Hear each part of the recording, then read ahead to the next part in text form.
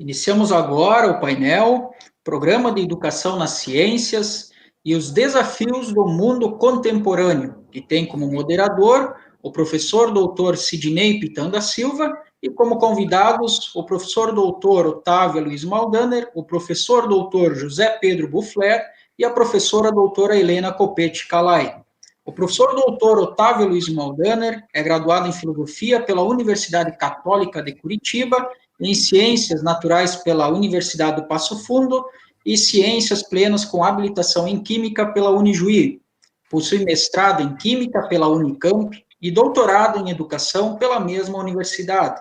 Atualmente é do quadro sênior da FIDENE Unijuí, docente e colaborador do curso Programa de Pós-Graduação em Educação nas Ciências da Unijuí, professor titular e colaborador no Programa de Pós-Graduação em Ensino de Ciências da Universidade Fronteira Sul, tem experiência na área do ensino de Química, na educação básica e superior, pesquisa em educação, ciências, química, formação inicial e continuada de professores, orientações em cursos de especialização, mestrado e doutorado nas áreas da educação, formação de professores e ensino de ciências. O professor doutor José Pedro Buffler possui graduação em Estudos Sociais e em Filosofia pelo Instituto Educacional Dom Bosco, mestrado em Educação pela Universidade Federal de Santa Maria e doutorado em Educação pela URGS.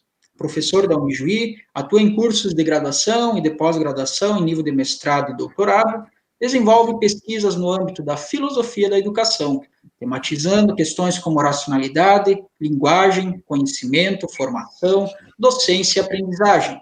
Autor de vários estudos em que busca aproximações entre a educação e o pensamento de Jürgen Habermas, notadamente ao que se refere à teoria da ação comunicativa e à perspectiva de um pensamento pós-metafísico. A professora doutora Helena Copete Calai possui graduação em Geografia pela Faculdade de Filosofia, Ciências e Letras da Unijuí, mestrado em Geografia Humana pela USP e doutorado em Geografia Física pela USP. É professora titular da Unijuí, orientadora de mestrado e doutorado e supervisora de pós-doutorado no programa de pós-graduação em Educação nas Ciências.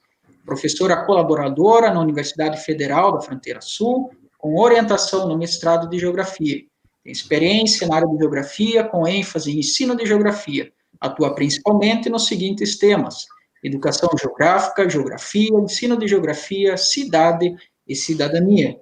Neste momento, gostaríamos de desejar boas-vindas aos nossos convidados e, de imediato, passamos a palavra para o professor doutor Sidney Pitanga Silva, coordenador do Programa de Pós-Graduação em Educação nas Ciências e mediador deste painel. Bom dia, Generton, bom dia a todos e a todas. De modo muito especial, nós queremos agradecer aqui a presença de todos e todas, e com muito carinho acolher aqui o professor Otávio Maldaner, professor José Pedro Buffler e professora Helena Copete Calai.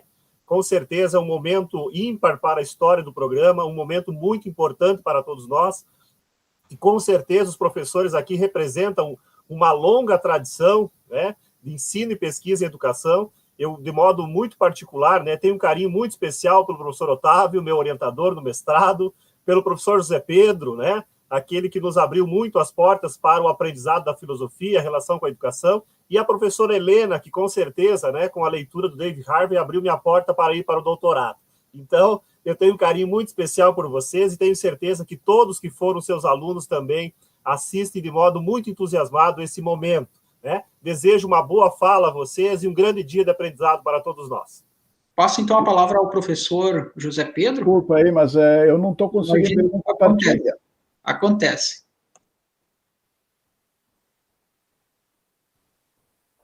Então vai, José Pedro.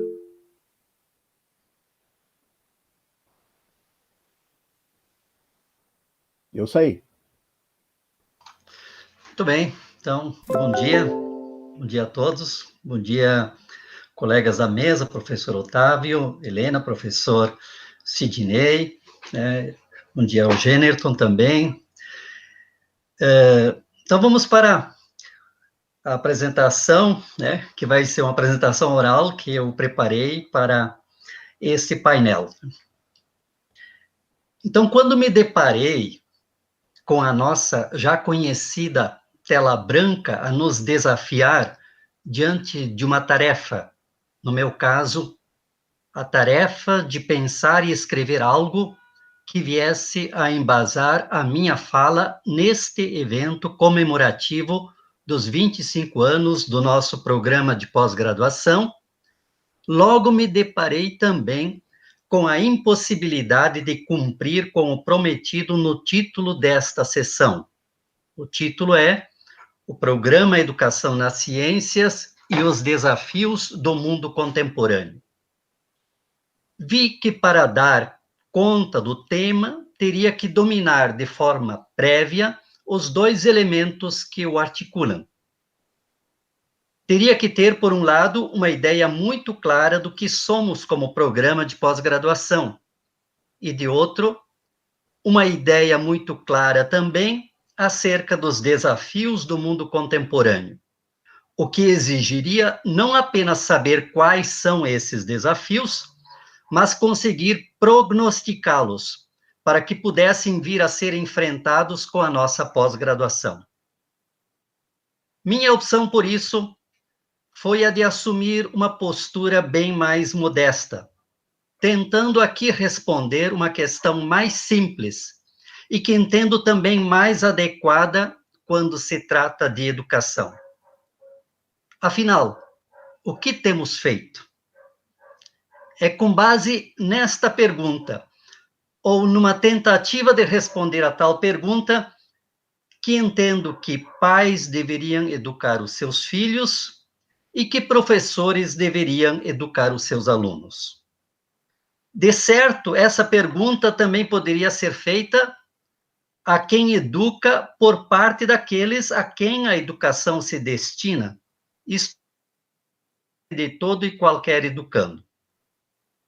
Afinal, o que vocês têm feito? O que vocês têm entendido acerca da vida e do mundo? Ponho-me sob forma de interrogação, porque penso que em educação nos compete dar quem somos e o que fizemos. E se pensamos no próprio conteúdo da educação, no o que da educação, talvez fosse bem prudente a apresentação do mundo às novas gerações, já sem grandes exercícios de adivinhação de como será o futuro. E, com base nisso, querer pautar, então, a educação que realizamos.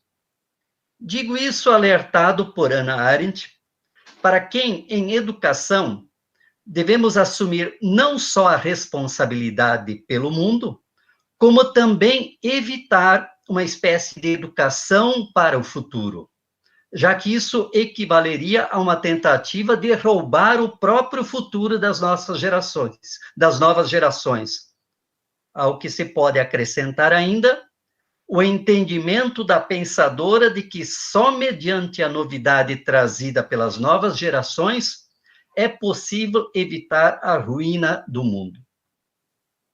Em todo caso, resignar-se a apenas dizer o que temos feito e a não prognosticar o futuro às novas gerações parece pouco consoante ao espírito de nossa época. Em tempos de transformação de tudo em mercadoria, e também de todas as instituições em meras organizações gestoras de mercadorias, a serem postas à disposição do mercado de consumo, deparamos-nos com a dificuldade de qualquer tipo de pensamento não teleológico, não finalístico, ou que não se realize sob a forma de uma equação que se põe em termos de para quê?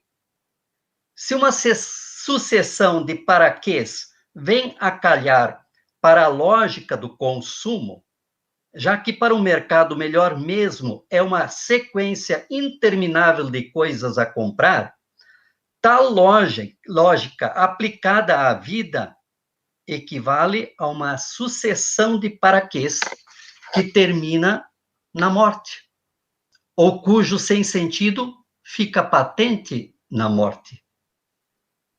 Queremos isso também para a educação? Ou daria para pensar numa educação para o mundo? Ocorre que não é de hoje que em educação o tecnicismo da terminalidade, leia-se, profissionalização em qualquer nível de ensino, e da funcionalidade, servir para alguma coisa para além dela, tem terminado. E aqui faço questão de usar essa expressão. Tem terminado com o que deveria ser a tarefa mais nobre da educação, que é formar pessoas para o mundo, para que este mundo, independentemente da configuração que venha a ter, continue sendo um mundo de pessoas. Já uma educação funcional, programada para objetivos utilitaristas que se põem para além dela, só pode ser uma educação para um mundo também terminal. Mas parece que tem nos faltado a paciência para pensar nisso, ou talvez as condições do tempo atual não nos tenham dado o necessário tempo para pensar no que estamos fazendo. Com isso, acabamos apostando mais na ideia pré-figurada de um mundo futuro, para o qual acreditamos ser possível ajustar as nossas crianças e jovens, ao invés de muni-las com as condições para que possam fazer do mundo uma criação ou recriação sua. Vocês agora já devem ter percebido que, pela minha reflexão, estou desonerando as minhas costas, aliviando-me tanto do peso de dizer o que vem pela frente, como de propor uma forma de educação para o futuro. Mas faço isso não só em meu favor, e sim por todos os que assumem a tarefa de educar. Penso em tantos pais e educadores com as costas abaladas, porque passaram a pensar a educação de seus filhos e alunos como se tratasse de um endereçamento seu para o futuro. Futuro acerca do qual, obviamente, poucos sabem, com o que se põe a assumir uma empreitada que muito provavelmente fracassará, tal como ocorre com a entrega de uma encomenda despachada com endereço errado. Me desincumbindo, assim, de dizer o que o programa deve vir a ser e de quais desafios deve vir a enfrentar, disponho-me, então, a fazer um esforço de dizer o que temos ao longo desses 25 anos, o que talvez possa nos inspirar acerca do que é importante fazer ou continuar fazendo, independentemente da forma como o futuro venha a se apresentar.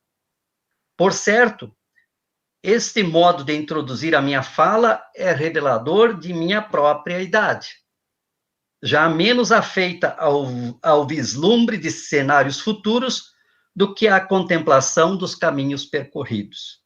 Mas quiseram que nesta sessão falassem os mais experientes.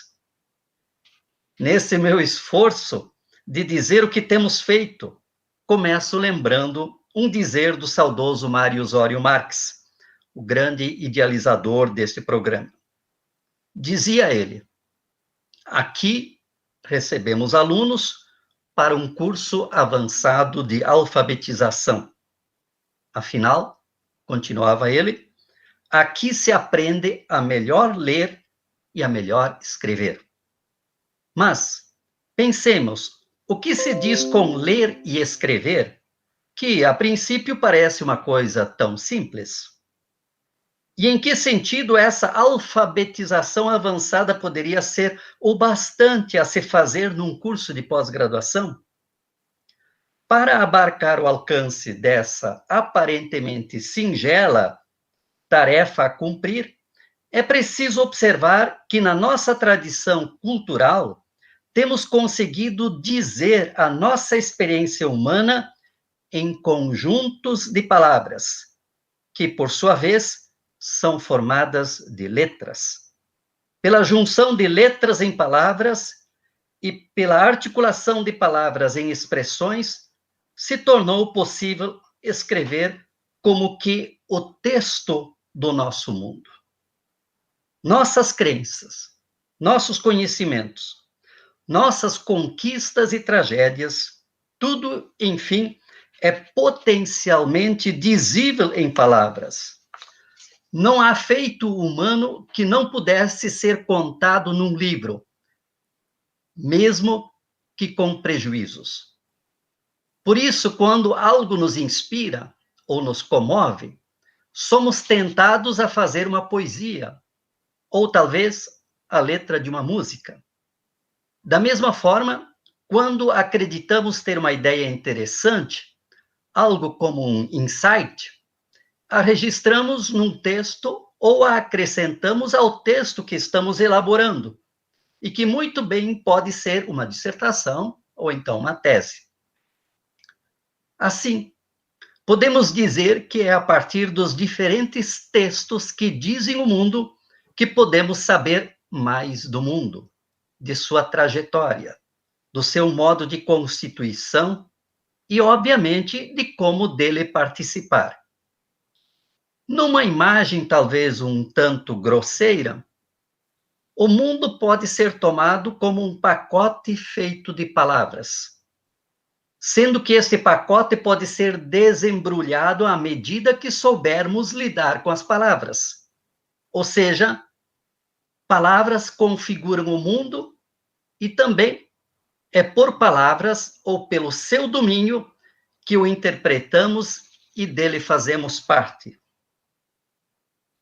E há uma imagem, uma outra imagem, que sempre me ocorre, que é a do esforço dos cientistas em realizar o sequenciamento genético do corpo humano para desvendar o que nos constitui biologicamente. Da mesma forma, diria que para sabermos o que nos constitui como humanos, isto é, como seres histórico-culturais, deveríamos fazer uma espécie de sequenciamento genético dos textos que esses humanos têm escrito. Para ser rigoroso e não perder de vista o horizonte teórico em que Mário Osório se situava, que é o horizonte da guinada linguística, é preciso esclarecer que a nossa própria humanidade foi trançada linguisticamente. Portanto, nada de pensar que primeiramente nos tornamos maravilhosamente humanos e que, num segundo momento, codificamos esse nosso modo de ser em linguagem para nos dizermos. Na verdade, conforme nos revela a hermenêutica, não há humano e nem mundo humano antes que esses se constituíssem linguisticamente. É esse o alcance do simbólico que nos arranca da animalidade, ou disso que podemos denominar de comportamento reflexo, das ações e reações instintivamente controladas, portanto, pré-humanas. De certo, o simbólico é mais abrangente e certamente anterior à palavra. Mas é a palavra articulada com outras palavras, formando conceitos, indicando regras de convivência ou revelando sentimentos e emoções que vai permitir novas formas de desenvolvimento humano, especialmente com o advento da escrita, inaugurando o que conhecemos como história humana em referência à pré-história, compreendida esta como a fase anterior ao domínio da escrita. A escrita tornou possível a ampliação das experiências intersubjetivas, articulando humanos de diferentes épocas, isto é, para além dos coetâneos e das memórias orais. Foi a escrita que permitiu que nos tornássemos partícipes de uma história humana universal e que estabelecêssemos perspectivas comuns sob a forma de tradições sociais e culturais que configuram o nosso mundo humano comum. Um mundo comum sedimentado agora por palavras, especialmente por palavras escritas, sob a forma de conhecimentos científicos, regras de convivência, códigos, narrativas e manifestações de experiências de toda a ordem. Um mundo comum disponível publicamente e aberto a novas palavras, a novas formas de dizer o que somos, o que cremos, o que desejamos. Nosso mundo humano só existe como objetividade construída intersubjetivamente no horizonte da linguagem e se reproduz tão somente à medida que esses vínculos intersubjetivos se mantêm e se recriam na aprendizagem dos que nascem para o mundo e daqueles que nele se inserem. Consequentemente, ler e escrever equivale a aprender, sendo que do quanto sabemos ler e escrever, resulta o grau de nossa inserção e possibilidade de participação no mundo. Precisaria dizer mais? Precisaria acrescentar um ler e escrever para? De certo, é a dificuldade em abarcar esse núcleo linguístico estruturante de toda forma de aprendizagem e do próprio mundo humano que leva a pensar a educação em termos teleológicos, passando-se então a falar em educação para isso, educação para aquilo, como se as características desejáveis de um indivíduo pudessem se produzir em separado do seu aprender. E, como aqui estamos sugerindo, do seu ler e escrever. A inserção qualificada e participante neste mundo requer uma capacidade interpretativa e comunicativa que só o domínio da leitura e da escrita é capaz de proporcionar. É como se alguém nos dissesse: quer compreender o mundo? Aprenda a lê-lo. Quer participar do mundo? Aprenda a escrevê-lo. Do domínio da leitura e da escrita pode resultar, por sua vez, uma fala qualificada. Toda forma de educação ou aprendizagem pode ser tomada, por isso, como trabalho de leitura do mundo, algo parecido com o seu desempacotamento, para que se possa ver como ele é, como ele se estruturou e, obviamente, como poderia vir a ser reestruturado, reconfigurado com a nossa capacidade de recriá-lo. Pergunto, se não foi a isso que nos dedicamos ao longo desses anos todos aqui na pós-graduação? Obviamente, alguns se ocupando mais com um aspecto, outros com outro, uns aprimorando a mirada aberta pela sua disciplina, a partir da regionalidade do seu saber. Já outros se pondo na perspectiva de iminentes figuras que nos antecederam no tempo e na cultura, buscando aprender como leram o mundo, como abriram novas perspectivas de configurar o mundo. Enfim, ficamos todos, alunos e professores, fundamentalmente estudando, aprimorando nossa capacidade de ler e de escrever. Não ler e escrever para projetar algo no futuro, mas para realizar algo aqui e agora com a nossa leitura e escrita. Para ler e escrever onde quer que nos encontremos, onde quer que estejamos atuando como educadores, onde quer que estejamos presentes na sociedade.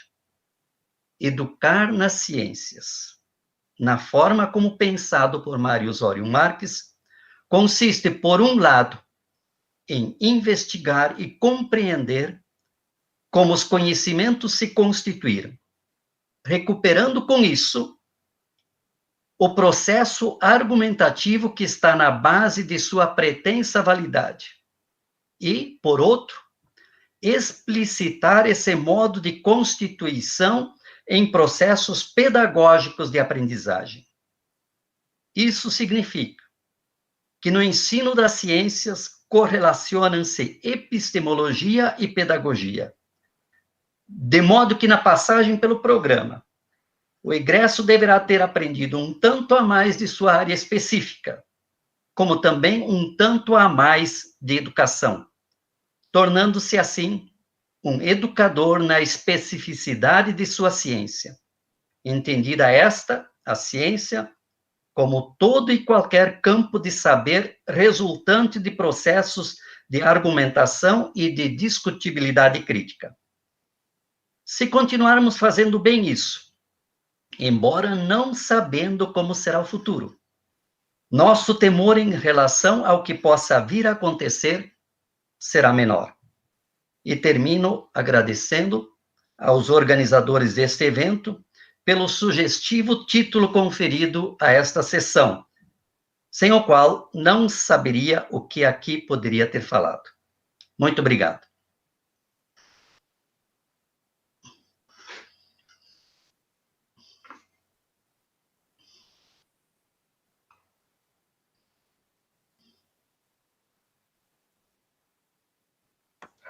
Professor Sidney? Sim, de imediato, então, passamos à professora Helena, né? O professor Otávio fica por último agora na sequência. Obrigado, professor José Pedro, pelas palavras, né? Pela aula aí, magistral. Muito obrigado. Tudo bem, será um prazer falar depois e rebater tudo. Tá legal, já me respondeu, Maldani. Desculpa a intromissão.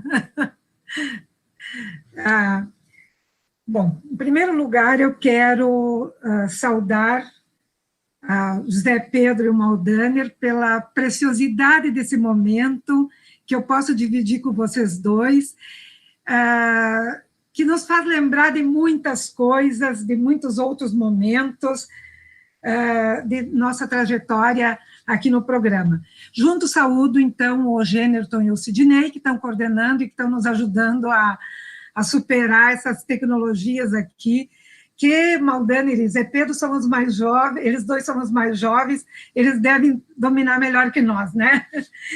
Em todo caso, vamos lá. Eu gostaria também, já que como eu vou centrar a questão mais na história, de saudar o Gaudêncio Frigoto, que eu não sei se ele já está presente por aí, pelo seguinte, antigo colega meu, fomos antigos colegas de estudantes na antiga FAF, e depois nós dois, junto com outros tantos professores dessa instituição. Estamos longe agora, mas alguns momentos nos encontramos e podemos, e conversamos, e podemos até lembrar dessas histórias. E cumprimento, então, a todos os que dividem conosco esse tempo e espaço de comemoração. De que lugar que eu falo? Eu falo de um lugar, eu peço licença a vocês, eu sei que isso não é privilégio meu unicamente, mas de um lugar em que uma aluna, uma colega e uma amiga do Mário Osório, que vivemos várias coisas juntos, como aluna, como colega depois, e como amiga no processo todo de vivência que ele fazia, inclusive com a sua família. E isso me deixa muito feliz de ver a homenagem, e o que foi dito também já, a homenagem que se faz a ele. O outro lugar que eu tenho de fala é que sou professora desse programa desde o seu início, assim como os outros dois colegas, e que trabalhamos nas orientações de mestrado, doutorado, e no dia a dia deste programa. Atuo na linha 1 e na linha 2, mas eu falo agora da linha 3.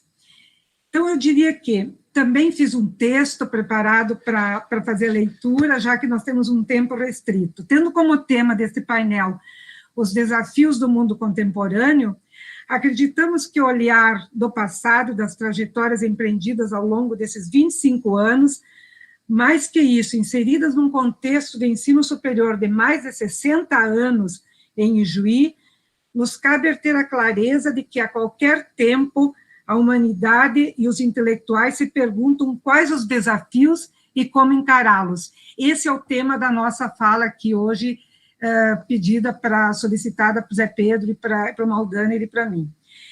Eu diria que são desafios sempre novos, pois que a sociedade, os homens, sempre produzem os problemas que precisam ser respondidos.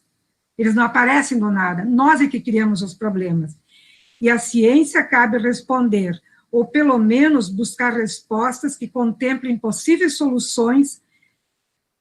E daí vem a questão, com que suporte fazer isso? Com o conhecimento que a humanidade produziu, dos quais somos herdeiros e que nos movem atualmente.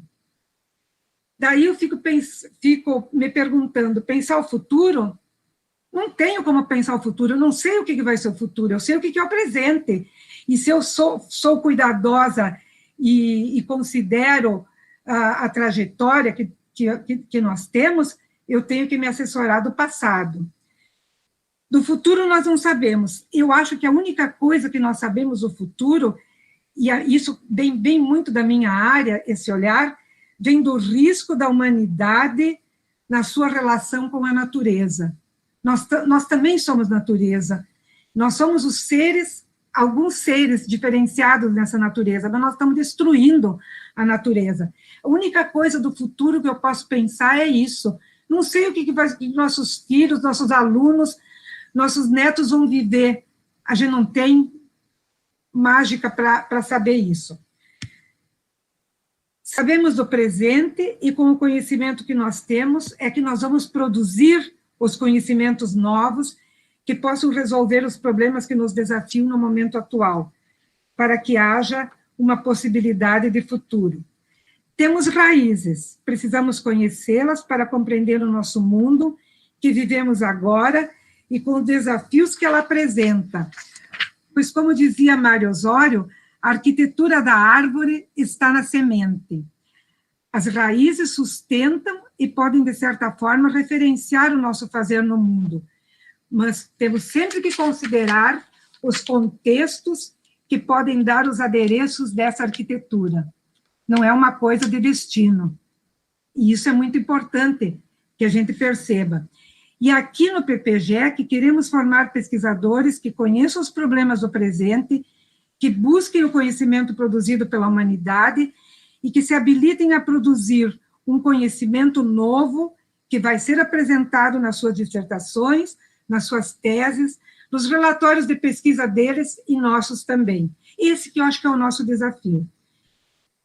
Tendo clareza das nossas raízes, nós temos possibilidades de voar. E aí que está a grande questão. Eu só vou se eu souber onde é que está a minha raiz, onde é que eu boto os pés no chão, onde é que nós nos colocamos. Se nós temos raízes, temos a possibilidade de voar, pois nós temos capacidades de escolhas. Então, eu busco, no Mário Osório, um questionamento que ele se faz ao final de um livro editado em 2002 e que tem por tema Educação nas Ciências, Interlocução e Complementariedade. Eu me permito ler 2 trechinhos desse livro. E nós, os velhos, Pedro e Maldani, vamos lembrar dessa história. Ele dizia assim, e vejam bem, ele nos desafia o tempo todo. No último capítulo do livro, que ele denomina Quando Antes Vem Depois. No último pedacinho do livro, ele diz, em A Noite que se seguiu ao término do seu texto, sonhou o autor que estava falando a um grupo de professores sobre a educação nas ciências.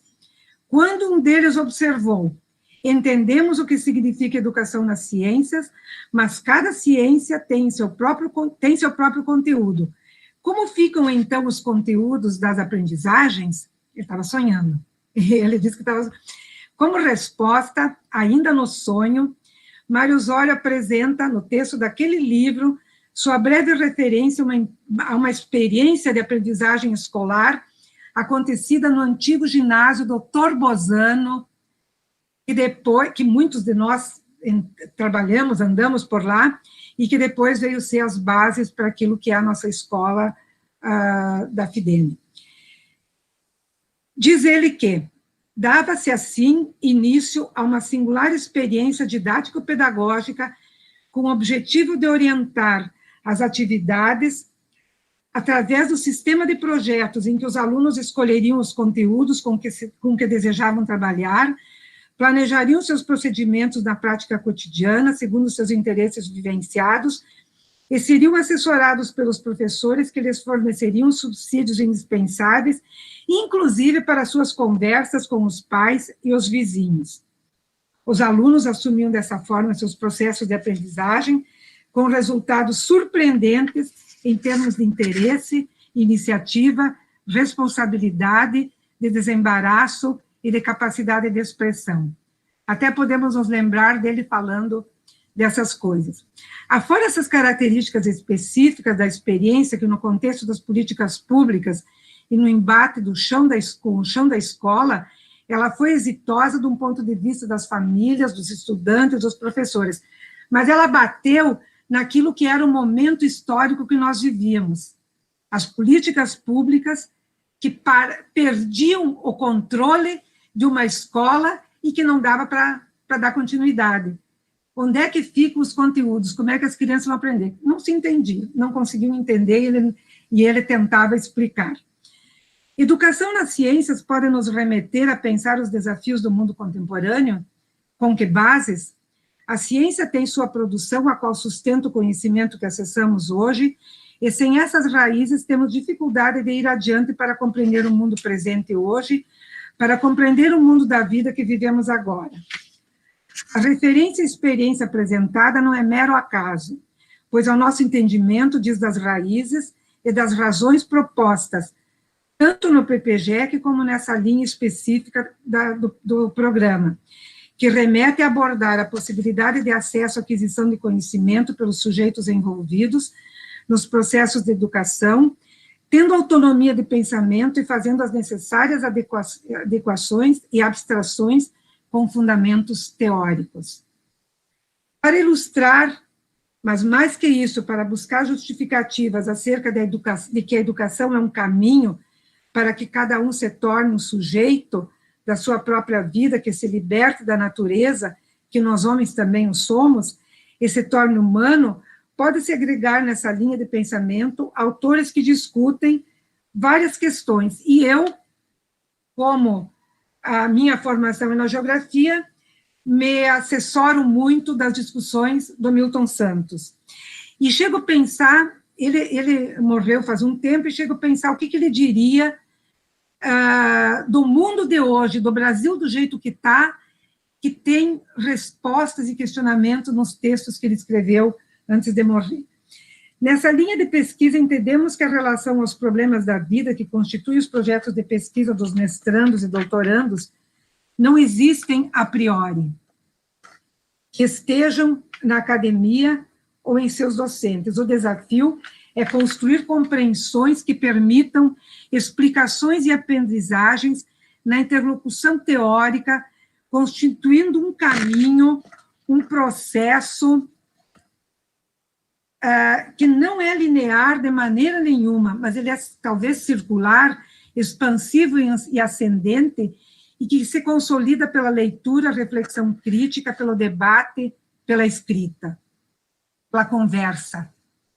Trata-se, na verdade, da instituição de um diálogo, de uma interlocução com diferentes vozes e olhares, conceitos e referenciais teóricos, a respeito de algo que é a questão do estudo, que se quer compreender e discutir. Os problemas estão aí, nós não estamos inventando os problemas, porque nós temos que fazer uma dissertação ou uma tese. Ao procurar dar conta, pela via da ciência, das questões do mundo da vida, vai-se à fronteira das discussões, contribuindo com o conhecimento que envolve e condiciona a vida, em suas diferentes dimensões e âmbitos, e ampliando, assim, a base para a compreensão objetiva e comum à explicação dos fenômenos que envolvem a vida. Nesse sentido, nós temos temas de pesquisa que são locais, mas que eles não conseguem ser explicados simplesmente pelo lugar. E aí eu busco em Milton Santos uma questão que ele diz assim, ele tem um livro que ele diz, por uma outra globalização, qualquer coisa assim, do pensamento único à consciência universal. Quando ele caracteriza o mundo como uma fábula, como perversidade e como possibilidade. O mundo, como nos fazem crer, é uma fábula. Vamos pensar todos os discursos que nos fazem e a beleza do futuro que se apregoa para nos convencer que é por aí o caminho. Mas quando ele diz que o mundo é uma fábula, ele diz que tem um discurso que remete a isso, que é um discurso único, que mostra para nós um mundo confuso e confusamente percebido, com explicações mecanicistas, mas insuficientes. E daí nós ficamos em cima da lógica da tecnologia, como se ela fosse nos salvar no mundo. Esse é o discurso da fábula. O mundo como perversidade, segundo Milton Santos, é onde a maior parte da humanidade está submetida a uma fábrica de perversidades. Pobreza, desemprego, qualidade de vida precária, injustiça social e escola que não é justa, novas enfermidades que voltam, novos vírus, a relação com a natureza, destruindo tudo que é natural e, nesse contexto, destruindo a própria humanidade e os males espirituais e morais. Vejam se não é o mundo que está sendo mostrado para nós. Esse, segundo ele, é um mundo perverso. Nessa fábula que nos fazem crer num mundo que só pode ser assim. Porque o futuro, mas a gente não sabe do futuro. Diante do mundo como fábula que nos fazem crer, como perversidade que a humanidade é submetida, pode existir o mundo como possibilidade. No plano teórico, percebe-se a produção de um novo discurso, de uma nova metanarrativa, o que se torna possível também porque, pela primeira vez na história do homem, se pode constatar a existência de uma universalidade empírica.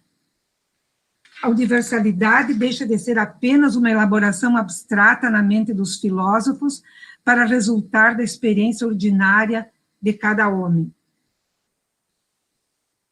Hoje somos os resultados das nossas raízes, do tempo e dos espaços que foram sendo construídos pelos respectivos grupos humanos em suas vidas. Por isso, nós trabalhamos muito com 3 conceitos: grupo, espaço e tempo.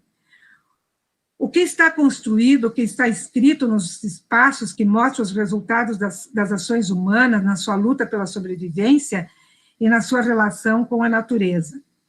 O movimento da produção de um novo requer a reprodução do passado, com a capacidade de perceber que historicamente foi e tendo a capacidade de perceber o que historicamente construímos e que temos um futuro aberto, mas que nós precisamos pensar e viver o presente. Pensar a utopia torna-se condição para viver o presente, tendo as luzes do passado. É isso que nós queremos. Diante das demandas da linha 3, nas pesquisas na linha 3, nós trabalhamos com várias questões que dizem das heranças que essa humanidade trouxe até agora. E daí nós temos todos os problemas de desigualdade, nós temos todos os problemas de exclusão e de inclusão, nós temos todos os problemas de uma educação em valores que está completamente questionada hoje, como se não tivesse sentido. E nesse sentido, esse conceito, pensamos uma educação para a cidadania, uma educação dos direitos humanos, uma educação moral, uma dimensão ética, uma educação que nos permita ver o outro. A solidariedade e o reconhecimento são conceitos que se sustentam nas questões do associativismo, do cooperativismo, que vai pela questão da educação popular. Essas questões todas se circunscrevem num âmbito de cidade. Uma cidade onde a cultura hegemônica é predominante e nos faz crer naquele mundo da fábula, mas também numa cidade que, na contrapartida, emergem os movimentos que buscam novas alternativas, onde se produzem novas possibilidades, seja pela arte, pela música, pela educação, pela organização social e política e econômica. É nela que são visíveis os encontros e confrontos, especialmente pelos que lutam pelo direito à cidade. Ali pode acontecer o lugar da resistência, a ordem instituída, onde é possível reconhecer o outro, o inimigo, o contendor, o adversário, mas também o outro, parceiro, aquele que se une a mim e a nós na busca de uma vida mais digna. Ainda pensando em Milton Santos, ele nos diz que entre o mundo global e o mundo local, a cidade, temos que redescobrir a corporeidade, porque sabemos que cada um carrega no corpo as marcas da sua cultura, da posição de classe, da condição econômica e social. Poderíamos dizer, o corpo trai e revela o que a urbanidade dissimula. E assim a relação lugar-local com o global é trazida à tona em momentos de resistência. Os desafios do mundo contemporâneo precisam ser estudados, então, nesse contexto. Quem somos nós? Quem são os sujeitos? Que mundo que nós vivemos? Esses desafios que nos movem, nos permitem ter a clareza do olhar dos problemas com os referenciais teóricos, com os referenciais que nós conseguimos ter acesso pela possibilidade do conhecimento. Não é por acaso que interessa para nós pensarmos o nosso pequeno mundo e reconhecer as questões do mundo global. O choque entre a cultura objetiva e a cultura subjetiva torna-se instrumento de produção de uma nova consciência. Os processos de internacionalização só valem se tiverem esse sentido, e as redes globais transportam o universal ao local. Um dos maiores desafios da humanidade, olhando o presente e tendo o passado, porque nós não sabemos do futuro, é de restabelecer o elo de equilíbrio entre a agência humana e a natureza, em todos os campos de atividades, desde a cultura, a educação, a política e a economia. No entanto, em termos atuais e futuros, a humanidade ainda está longe de superar essas contradições sociais e ambientais. Esse é o desafio que nós temos. Assim, recoloca-se a ética da responsabilidade com urgência. Recoloca-se a ética como uma questão central diante do desenvolvimento científico e tecnológico, contemplando os rumos da humanidade e da sua relação com a natureza, pois os problemas ambientais são o resultado de como vivemos. Não é por acaso que aparecem vírus, não é por acaso que novos vírus que estavam mortos ressuscitam. Qual é o lugar do PPGEC nesse horizonte da responsabilidade ética e como isso se articula com a linha 3? Esse é o desafio que nós temos a encarar como orientadores de pesquisas que buscam compreender os problemas do mundo, assentados naquilo que denominamos de chão da escola, chão do mundo da vida, das organizações sociais, da cidade, que tem em si a ideia de cidadania.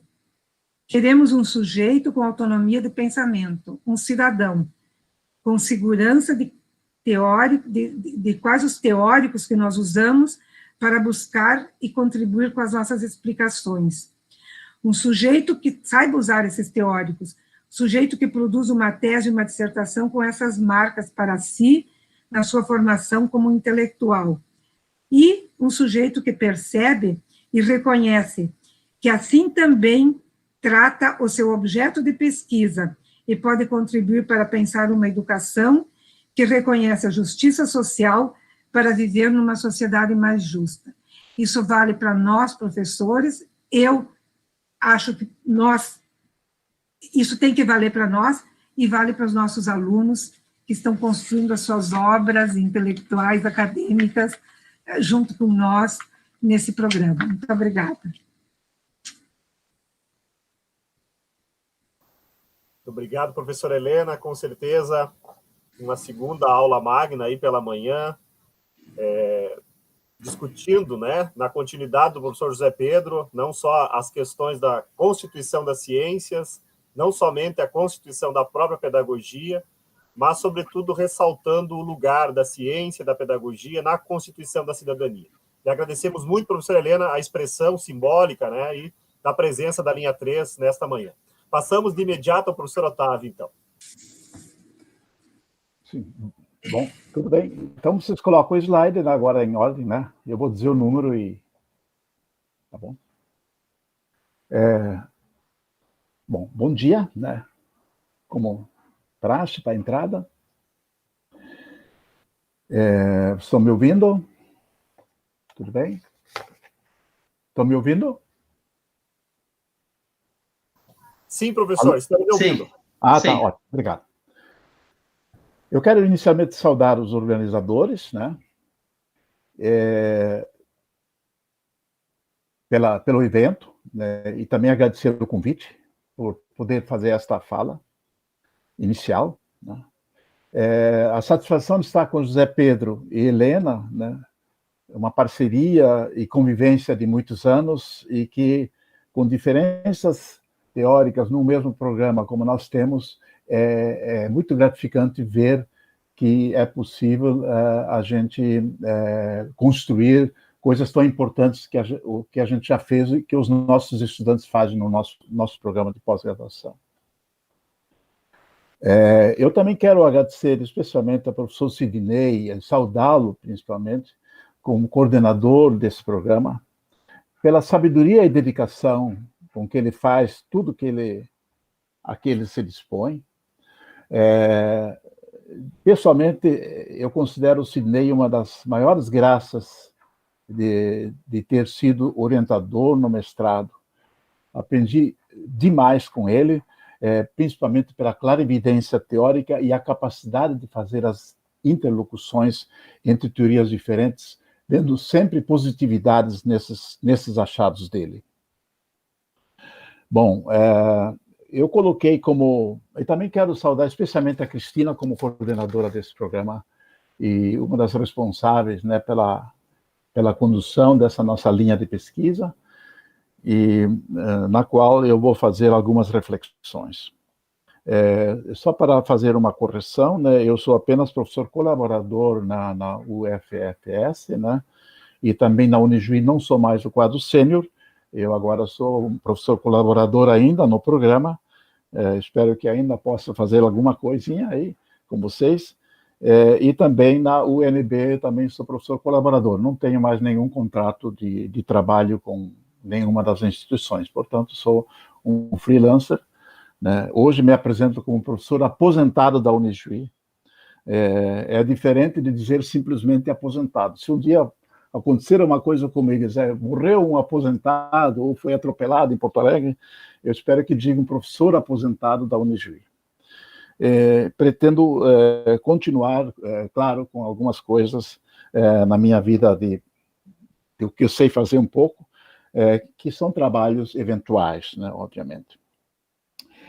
Vocês vejam que no título eu coloquei o subtítulo como Formação de Professores na Produção do Currículo, que é um nome um pouco diferente da linha 1 de pesquisa, que é formação, currículo e formação de professores, exatamente na inversão, né? Porque a ênfase que nós procuramos dar na linha 1, no GPEC principalmente, é pensar, né, essa ênfase, currículo como objeto de atividade do professor, né? E, portanto, a aprendizagem dele sobre isso e, com isso, o seu desenvolvimento. Então, isso é bastante diferente do que currículo e formação de professores. O número 2, por favor.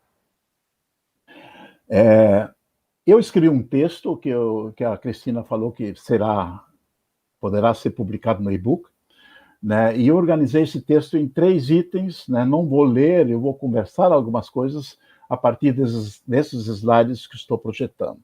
Então, faço uma reflexão rápida sobre cada um desses 3 itens, né? O primeiro item é a questão epistemológica na proposta curricular, né? E na formação de professores. Aqui temos, sem dúvida nenhuma, como base, a ideia básica de Mário Osório Marques, né? que é a epistemologia da ciência da educação, ou melhor, do educador, né? A pedagogia é a ciência do educador. E como ciência, a epistemologia ela tem que discutir, sem dúvida, a produção que ela faz, como ela faz essa produção, tem que validar, tem que ter os seus pares. E também essa mesma ciência é uma ciência da prática, né? Portanto, também sujeito na validação no campo empírico. E essas duas questões nós procuramos zelar bastante dentro da linha 1 de pesquisa, principalmente no grupo GPEC. Bom, se eu pudesse falar sobre... Claro que eu vou dirigir mais a minha fala para o ensino de ciências, entendendo da natureza, mas também se expande para as outras ciências. Então, até antes dos anos 90, do século passado, né, portanto, 30 anos mais ou menos, a preocupação no ensino foi sempre a questão metodológica, né? Ainda hoje é citado por não especialistas teóricos que refletem um pouquinho mais profundamente a questão da educação. Mas aí se constata que essa metodologia, ela, na área das ciências da natureza principalmente, ela se esforçava por conseguir, vamos chamar assim, transmitir as verdades científicas, ou os alunos tinham que aprender as verdades científicas, mesmo que entre os fragmentos da história indicasse que eram sempre relativas, né? Os enunciados não são a expressão do real, são experiências e teorias sobre elas, né? Então, isso é uma questão importante que a ciência da natureza não conseguia compreender, e aí trabalhava, bom, temos que ensinar a ciência com princípios estabelecidos, né? E aí isso foi também constatado empiricamente nas pesquisas, que essas concepções influenciavam tremendamente o currículo, ou a proposta curricular, que se tornava enciclopédico e quilométrico, porque sempre tinha mais verdades para serem transmitidas, sem nunca formar realmente o senso crítico do que seja a ciência, e aí se ficava numa tintura histórica de sequência de descobertas de verdade, né? Então, é muito importante a gente refletir que pensar ou saber ciência é muito diferente de pensar sobre o que ela seja. E qual é o significado para o contexto social, né? Fora da atividade científica, fora daquilo que se costuma chamar de cidadela científica. Quer dizer, ela não pode se bastar a si mesmo. Esse compromisso social, a ciência exige, como diz Sousa Santos, a ruptura com a cidadela científica constatada por Bachelard. Não pode passar. Então, defendo aqui que concepção de ciência e prática pedagógica precisam estabelecer uma correlação, né? Um esforço da visão crítica, e não o esforço por acreditar que aquilo seja verdade porque foi cientificamente produzido, né? Hoje essa questão está muito acesa no debate, porque está se querendo produzir um produto tecnológico, né, chamado vacina, para nos liberar novamente, né, nas relações sociais.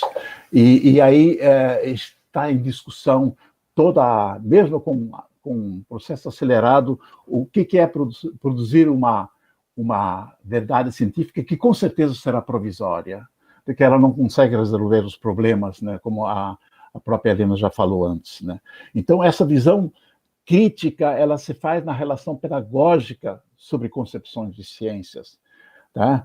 E aí, mesmo nesse debate acalorado social, que todo mundo aprende o que significa confiança no resultado e assim por diante, a ideologia que está por trás dessa produção é uma aprendizagem que eu diria assim que ela é incomensurável, né, para o que seja a ciência para a sociedade, mas isso precisa ser pedagogicamente trabalhado nas escolas, né?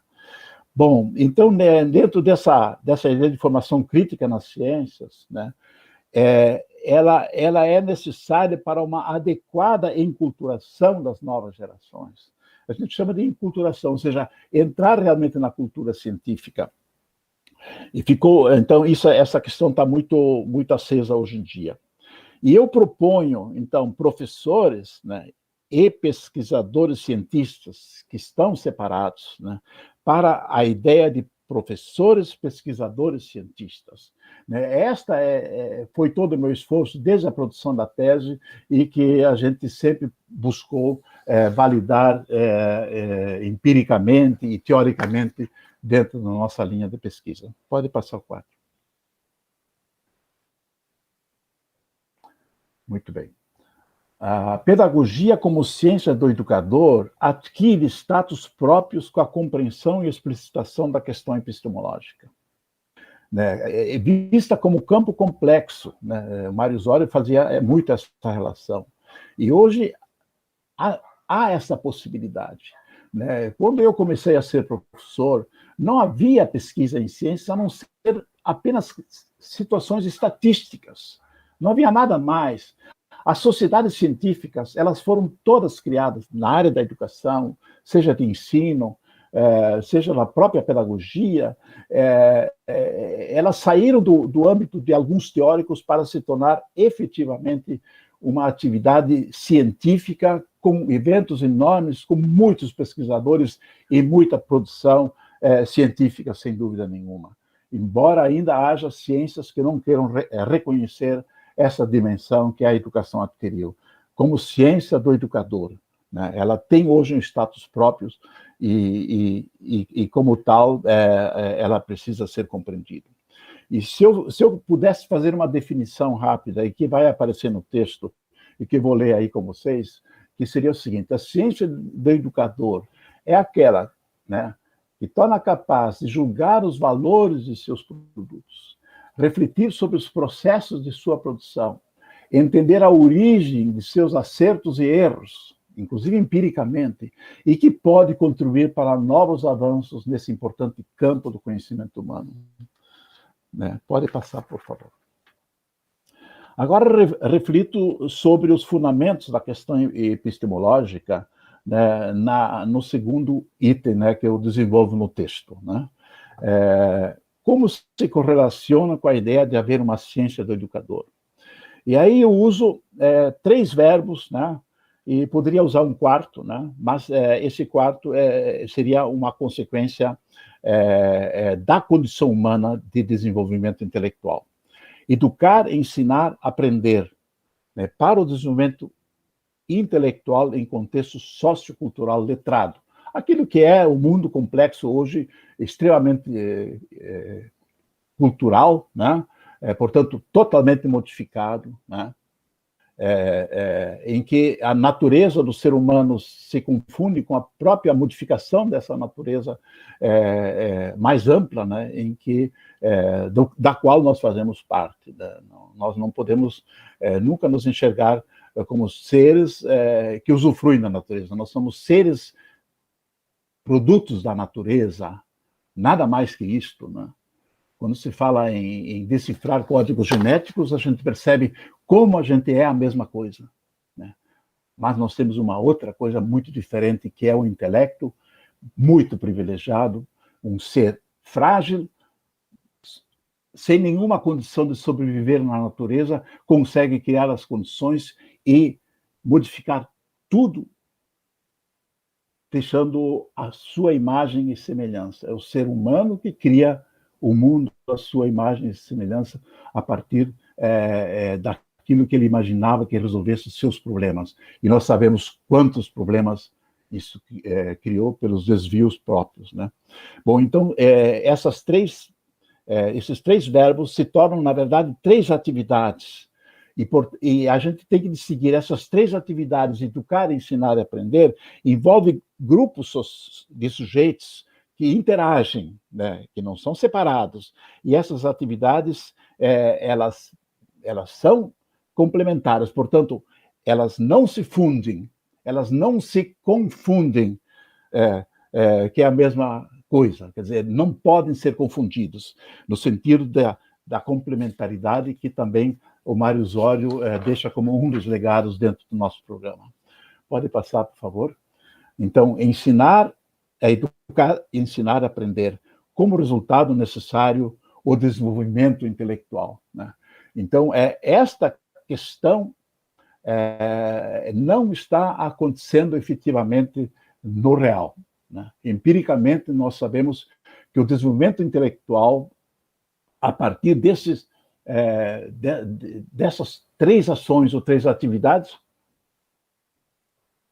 na qual as novas gerações estão interligadas profundamente, eles não conseguem mais o desenvolvimento intelectual necessário. E isto vai ser especialmente grave a partir desse ano, embora com muitas aprendizagens diferentes, mas se mal aproveitados, essas aprendizagens não vão acontecer e nós vamos talvez perder uma geração inteira de pessoas com desenvolvimento intelectual insuficiente. Isso é uma outra reflexão que nós vamos ter que fazer daqui a alguns anos, sem dúvida, na área da educação nas ciências. Pode passar? A significação da cultura constitui as pessoas.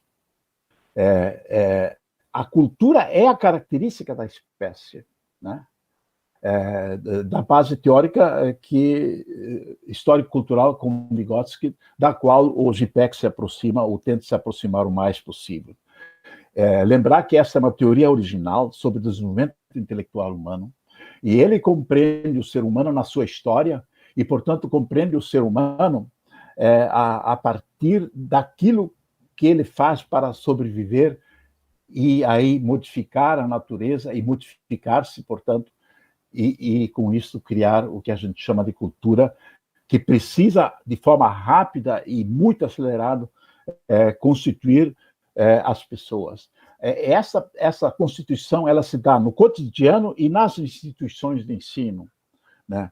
Existem aproximações e existem afastamentos que nós temos que compreender para entendermos no campo empírico por que a educação não está dando conta do desenvolvimento intelectual necessário das novas gerações. Então, a significação da cultura acontece em múltiplas dimensões, mas eu, para simplificar, coloquei cotidiano e nas instituições de ensino. Por favor, adiante. Então, educar no cotidiano e na escola, né, são processos complementares para uma só prática social. E quando a gente chama de prática social, a gente compreende que existe um consenso sobre isso, ou deve existir um consenso histórico sobre isso, né, portanto, para determinadas épocas. Então, é a educação dos indivíduos, portanto, sua constituição como sujeitos nos diferentes coletivos, tem que haver um acordo, né, sobre isso. Nós vamos ver que grupos sociais isso envolve, né? E isso é de grande importância, né? Nós sabemos pensar que o educar acontece no cotidiano, porque ele permite a convivência, ele permite lidar com o mundo da vida, e não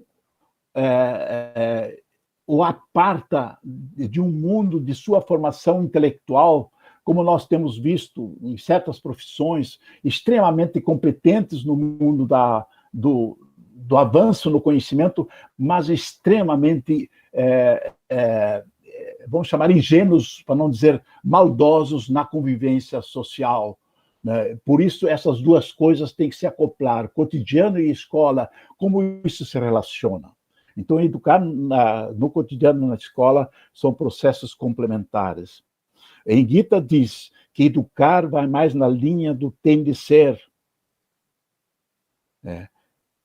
Ensinar mais na linha da argumentação, da demonstração, da comparação, da dedução, da indução, das habilidades que constituem uma formação mental superior. E ao passo que educar, ela exige a possibilidade de convivência entre pessoas da forma mais positiva possível, e isto é extremamente importante nós entendermos para inclusive, compreender por que existem essas separações, esses ódios hoje entre os grupos que pensam diferente. Por favor, pode passar adiante. Educar, ensinar e ensinar educando, né? Então, produzem uma unidade complexa.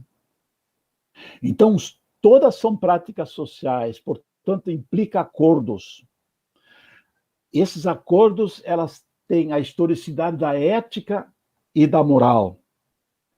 Portanto, no educar, existem regras, existem costumes, existem tradições, mas também existem conflitos que precisam ser confrontados e enfrentados e não impedindo as relações, né? Então, conflitos que, claro, que tem que produzir mudanças, mas que sejam sempre na forma democrática, né? E esta é uma outra relação que a educação escolar institucional pode fazer. Por favor, pode passar. Aprender. O que é, afinal de contas, esse aprender? É tomar consciência, ou melhor, formar consciência sobre algo no mundo. É no mundo da vida, no mundo da tecnologia, no mundo da natureza, né? E no mundo, na sua cosmologia ampla. Então, formar consciência sobre algo no mundo implica os processos do aprender dentro da visão histórico-cultural. E no caso do professor, porque a nossa linha tem essa preocupação na formação do professor, sua constituição deve ser nos conhecimentos de professor, né? E isso é o quê? É tomar consciência de algo, o seu papel social. É definido, esse papel social, ele é definido em legislação, em tradição, em currículo. Por exemplo, os BNCCs hoje, né? Não basta ler esse BNCC, é necessário entender as teorias que embasam isto. Isto precisa ser constituído, esse é o conhecimento do professor. Senão ele vai naquela lista de conteúdos e vai pensar que fazendo educação na escola transferir esses conhecimentos elencados como conteúdos mínimos.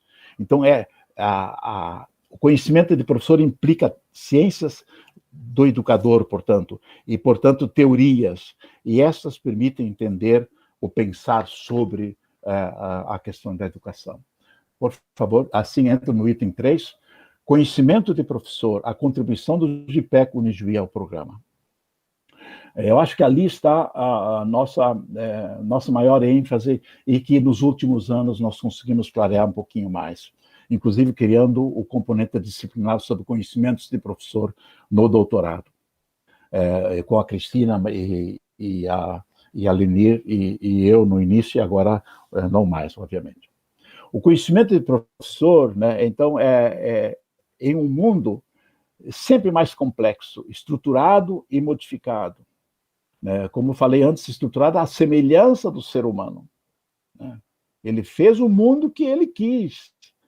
Claro, com tudo isto, com os contos de fada, né, da igualdade que não existe, né, e que ele continua contando, assim como a Helena explorou muito bem com Milton Santos.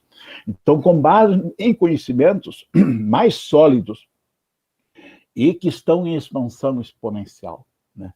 A pergunta é por que esses conhecimentos estão em expansão exponencial, né? Há hoje muitas novas necessidades, há hoje muito mais problemas que foram criados, né, a partir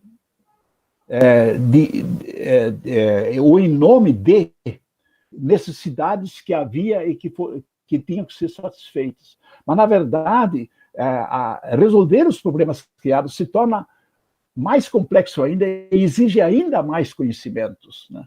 Então, o que exige conhecimentos especializados, por isso a multiplicação de conhecimento na forma exponencial. E também para o professor, assumir-se como intelectual, né? Que seja capaz de discernimento, como definido, julgar seu resultado, né? É aquela definição que eu fiz antes no final do primeiro item. E dos outros, de julgar os resultados do trabalho dos outros, afinal de contas, pelo ensinar educando. Então, o desenvolvimento intelectual de seus alunos precisa acontecer, mas na convivência e nas ciências. Né? Como é que essas coisas se acoplam? Né?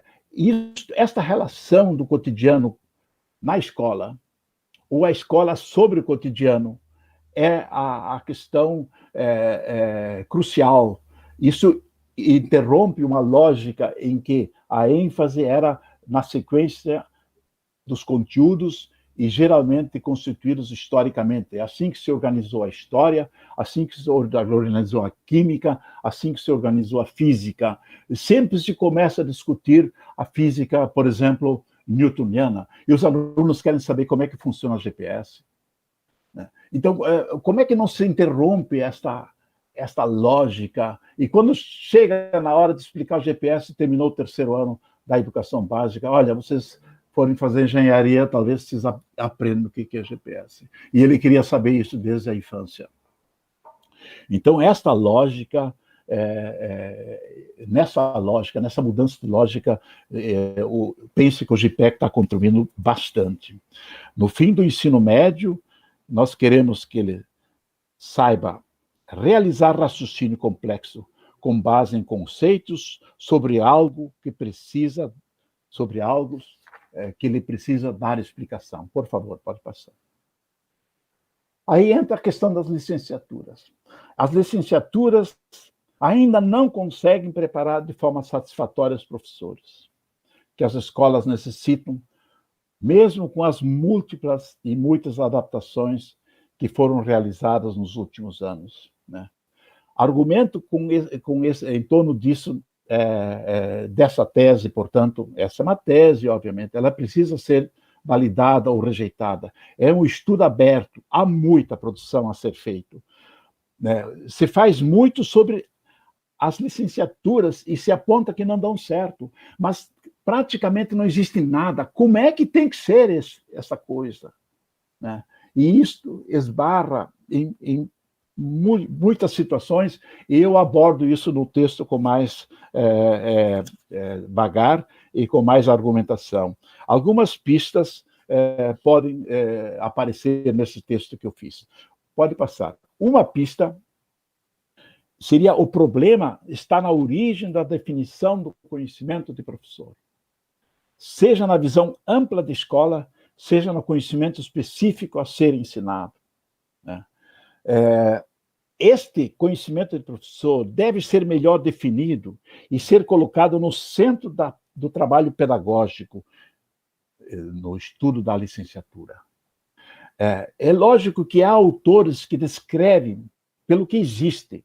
Temos Tardif, temos Pimenta, temos Gautier, temos Schumann. Né? Schumann entra na questão do conhecimento pedagógico do conteúdo, mas ele não consegue definir. Né? E por quê? Porque é um objeto extremamente complexo e sobre o qual ainda não se tem conhecimento. Né? Ele precisa ser produzido. Quer dizer, o que é formar o conhecimento? Então, esta é uma pista. Pode passar, por favor? Os encaminhamentos que podem ajudar, sempre com base teórica da qual estou falando, né? E segundo a qual eu penso o problema, e penso, inclusive, as abordagens que outras visões teóricas fazem sobre o mesmo problema. Né? Então, isso, tendo essa clareza, isso ajuda muito. Né? E é importante que essa multiplicidade teórica que nós temos no programa seja cultivada, seja preservada, e haja principalmente debates, sem nenhum medo, né, de discordância, porque a não discordância é a morte do pesquisador, né? A discordância é a ressurreição dele, sem dúvida. Então, conhecimento profissional de professor é participar de e proporcionar processos interativos significativos nas aulas que produzem junto a um grupo de estudantes. Né? Como conseguir esses processos interativos?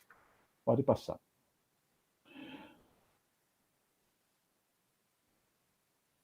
estudantes licenciandos, né? Estou pensando, mas também estou pensando outros estudantes da educação básica, que é a função da licenciatura, né?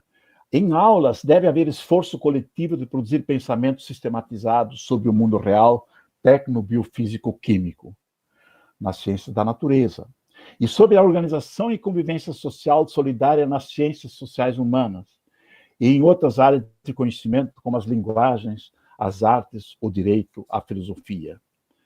Então, a aprendizagem é uma equação que leva a desenvolvimento. Ou seja, só acontece desenvolvimento se houver aprendizagem. Portanto, se houver envolvimento ativo e interativo de todos. Algo que deve estimulá-lo. Mas o que estimula a ser interativo, participativo, ativo? É a boa conversa sobre algo. Pode passar, por favor. Mas boa conversa sobre algo, mas se ele não tiver interesse? Interesse, sim. Mas interesse é algo que tem alguma razão, que tenha algum motivo, que permita algum motivo para os interagentes, né?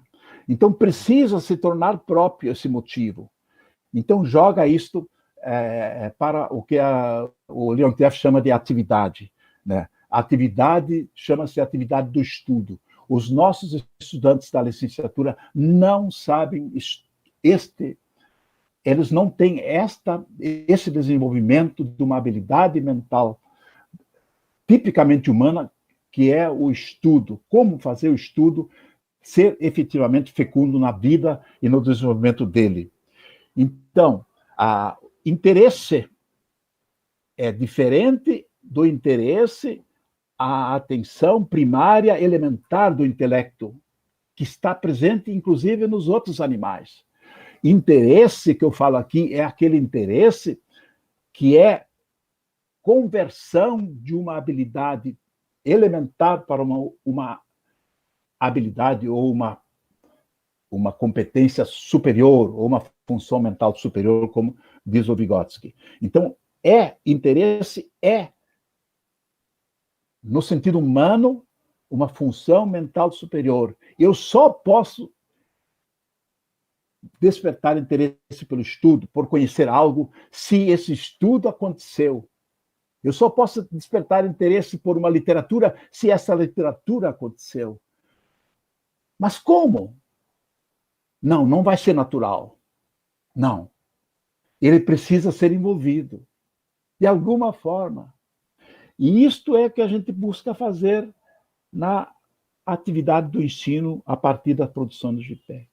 Então, aprender processos necessários na atividade do professor já na licenciatura e não na busca de créditos isolados, separados de qualquer contexto de formação do professor, às vezes junta com turmas de outros cursos que não tem nada a ver com a formação do conhecimento do professor, deve ser objeto principal de preocupação dos docentes dos cursos de licenciatura, como um projeto coletivo bem definido.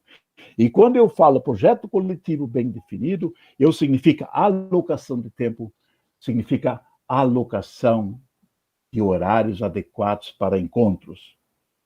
Sabemos como isso é difícil, mesmo numa instituição extremamente democrática como pretende ser a nossa. Então, a proposta, pode, por favor?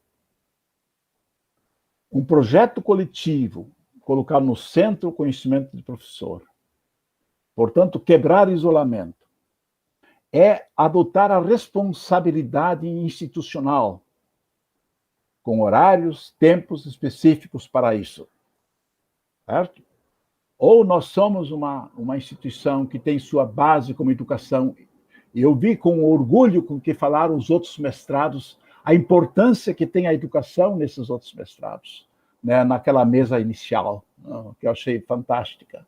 Né? A educação é, de fato, como centro, e o Mário Osório também deixou isso como legado. Então, no contexto das licenciaturas, o contexto a ser explicado é o real escolar. Então, este é o real. A função do conteúdo científico escolar e o papel dos sujeitos nesse contexto, estudantes, professores, administradores, pais e ou responsáveis pelos alunos, e a comunidade próxima, além do significado amplo da educação escolar básica em determinado país e um mundo globalizado. Aprender tudo isso significa tomada de consciência sobre as explicações pessoais existentes na cultura humana, mediante o estudo em processos individuais e coletivos, que no espaço das instituições de educação e ensino são as aulas. E pode virar, já vou terminando, a situação de estudo é a forma como a gente organiza, né? É um conceito síntese pedagógica e epistemológica que eu tento fazer no texto. Então, importantes produções teóricas, práticas, já foram produzidas nesse particular da área das ciências da natureza e suas tecnologias, tanto no GIPEC, no JUI, quanto em outros grupos de pesquisa educacional em diversos IES do Brasil. Eu cito em especial, por exemplo, né, desde o início do mestrado, né, nós tivemos pessoas que hoje estão trabalhando como doutores e orientadores em outros programas. Nós temos inúmeros, temos na própria Fronteira Sul, na própria Universidade de Rio Grande, através da Jaqueline e outros. Temos na própria Florianópolis, com a Rejane, que foi minha orientanda bem no início.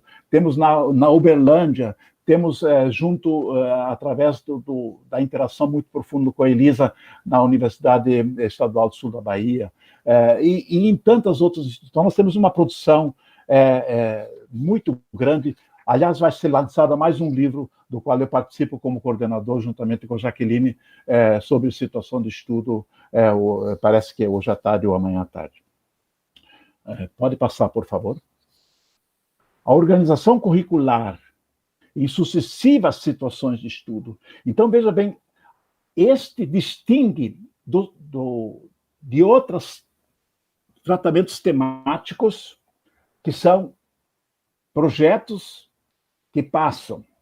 Distingue, inclusive, do tema gerador de Paulo Freire, que se mostrou tão importante, que foi também analisado pelo Sidney, quando ele pensou sobre o que acontecia na escola, no seu mestrado, juntamente comigo. Era tão promissor aquilo, mas tema gerador exige um investimento em tempos em que o professor fica sem saber direito o que fazer nos outros momentos. E projetos significa fazer o projeto, dar o resultado e depois voltar às aulas tradicionais. Isso também não nos interessa. Então, nós criamos sucessivas situações de estudo. Então, ao propor isso, com o processo de organização curricular, se entende que só se dá conteúdos dentro dele. E não, agora vamos ver os conteúdos que vocês querem estudar e depois nós vamos continuar os nossos conteúdos curriculares. Não. Os conteúdos curriculares são organizados numa nova lógica em sucessivas situações de estudo, né? E a gente tem uma experiência muito interessante que fez na EFA sobre isto. Depois esfriou um pouquinho, mas fundamentalmente eu acho que é uma contribuição. O último slide, por favor, só para terminar. O desenvolvimento do ensinar e do aprender acontece quando estudantes e professores têm a clara explicitação do objeto a ser explicado e começam a conversar sobre o mesmo. Ele se torna interessante, ele não é interessante de início, porque é uma conversa, mas é uma conversa com introdução de palavras novas, de conceitos de conteúdo, portanto. Os conceitos circulantes entre os sujeitos, nesta ocasião, para poder falar sobre esse mundo num outro nível de mais abstração, sejam do cotidiano ou sistematizados na forma de conhecimento histórico científicos, passam então a adquirir sentidos, e esses sentidos evoluem na medida em que novas situações de estudo são introduzidas e, portanto, retomadas. Obrigado, desculpa se passei um pouquinho da hora. Obrigado, professor Otávio. Com certeza, a terceira aula magistral da manhã, né? E representou muito bem a linha 1, né? O percurso histórico da Constituição da linha 1. O professor José Pedro expressou muito bem a tradição também da linha 2, teorias pedagógicas, dimensões éticas e políticas. E a professora Helena também expressou muito bem a linha 3, né? Educação popular e movimentos sociais. Eu quero agradecer vocês, em nome de todo o programa de pós-graduação, né? E em nome de vocês, homenagear todos os nossos professores que atuam e os que já atuaram no programa, né? Porque eu acho que vocês expressam muito bem essa história, ficou muito bonito, né? Essa expressão que tivemos hoje pela manhã. Eu quero ler um pequeno trecho aqui do Philippe Mérier para encerrar essa expressão como uma forma de homenagem a vocês. O Philippe Mérier diz o seguinte: na verdade, um bom conceito é precisamente aquele que esclarece minha experiência, que me permite organizá-la, compreendê-la, dominá-la. Nela, o complexo substitui-se ao complicado, ilumina-me, na dupla acepção da palavra, que diz muito sobre a vitalidade de Sócrates, o rigor e a luz. Então, o professor não é senão aquele que ilumina o que já existe. Muito obrigado a vocês por essa participação. Com certeza, vocês nos ajudaram mais a organizar nossa experiência, né? Como professores, como pesquisadores. E, em nome do programa, eu lhes agradeço, então. Gênerton, contigo. Obrigado. Muito obrigado, né? Gostaria apenas de reforçar os agradecimentos e dizer que nós faremos agora um pequeno intervalo apenas para a troca de sala, né? E desde já convidamos aos participantes para assistir à próxima conferência intitulada Ciência e a Educação no Mundo Contemporâneo, apresentada pelo conferencista, professor doutor Gaudêncio Frigoto, da Universidade Estadual do Rio de Janeiro, e moderada pela professora doutora Ede Maria Luff. Então, a transmissão ela continuará neste mesmo canal. Muito obrigado.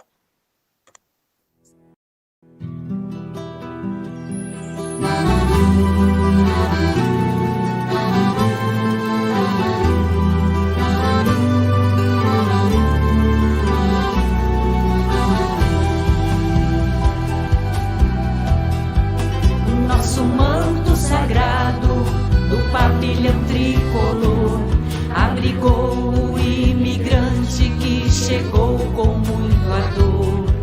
O sonho de nova pátria fez nascer um novo dia. Na mescla de tantos povos, um novo tempo surgia. Crendices e dialetos, folclores e tradição, cada um com seus legados guardados no coração. São bravos chegando unidos, abrindo estradas pra nós, e as crenças vão se fundindo no sangue dos meus avós. Quem veio no trem da história pra esta terra de Juí, relembra agora o passado, no encanto da Fenadi. São bravos chegando unidos, abrindo estradas pra nós, e as crenças vão se fundindo no sangue dos meus avós. Quem veio no trem da história pra esta terra de Juí, relembra agora o passado, no encanto da Fenadi.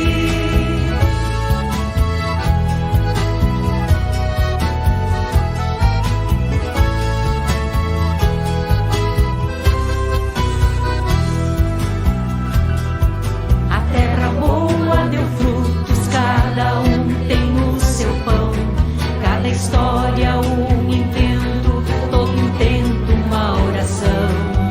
A marca dos imigrantes são orgulhos imortais, uma história de esperança pra não esquecer jamais. Quem plantou sonhos fecundos para os filhos que virão, deixará mais que um legado, um exemplo de união. São bravos chegando unidos, abrindo estradas pra nós, e as crenças vão se fundindo no sangue dos meus